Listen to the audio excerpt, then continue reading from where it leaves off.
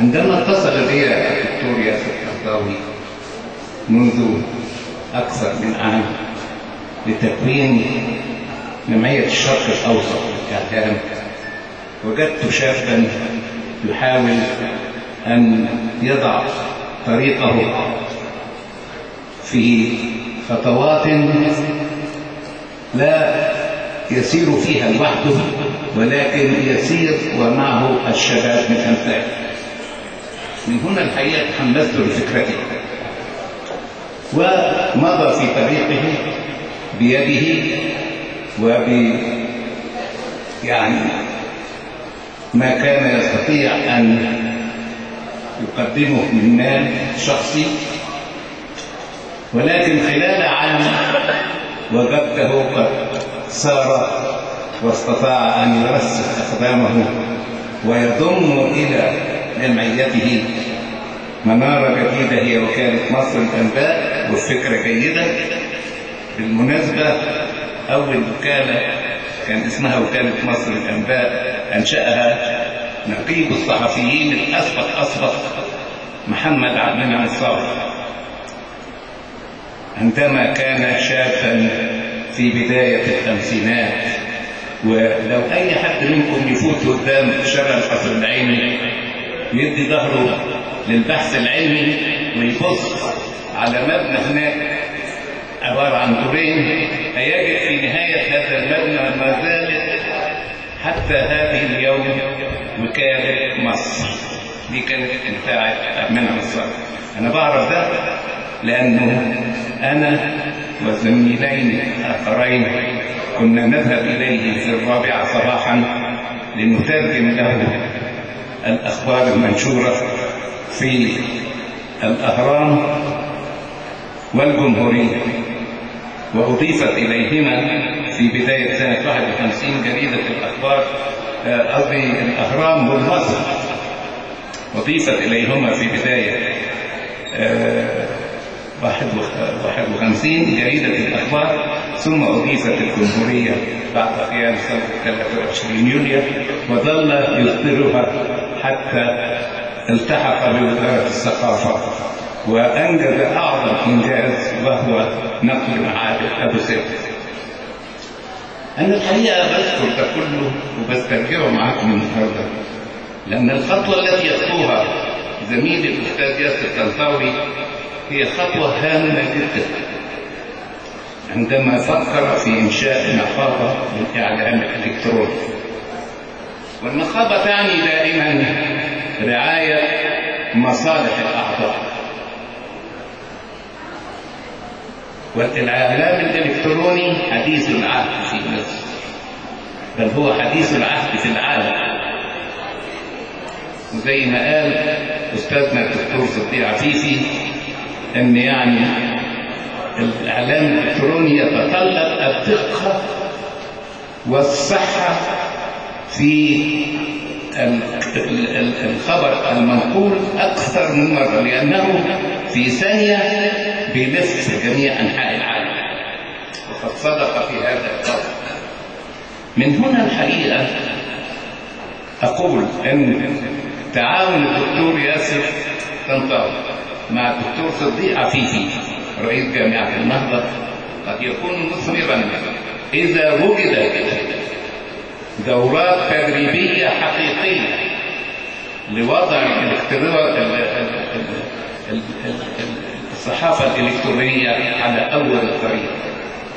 إني أرى بين الحاضرين عدد كبير من الشباب قد يكونوا ممن يرغبون في أن يسيروا في هذا المجال، هو مجال جديد ويحتاج إلى من يدركه ويفهمه ويصل.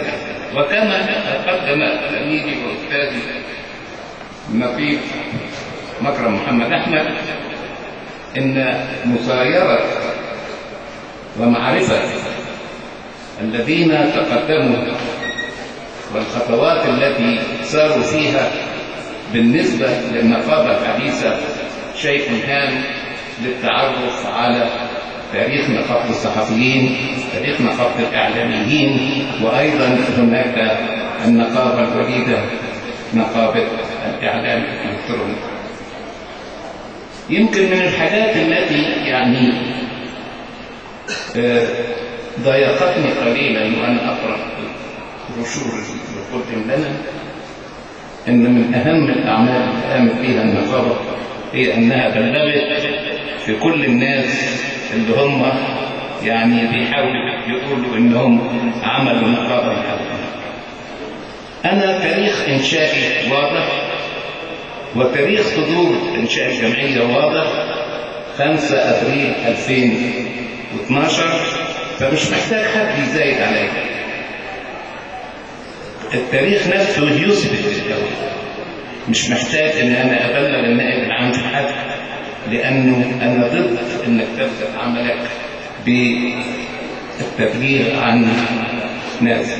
انا ابلغ في حاله وقوع ضرر، طالما لم يقع ضرر على النقابه، الا اذا كان هناك ضرر لم نسمع عنه.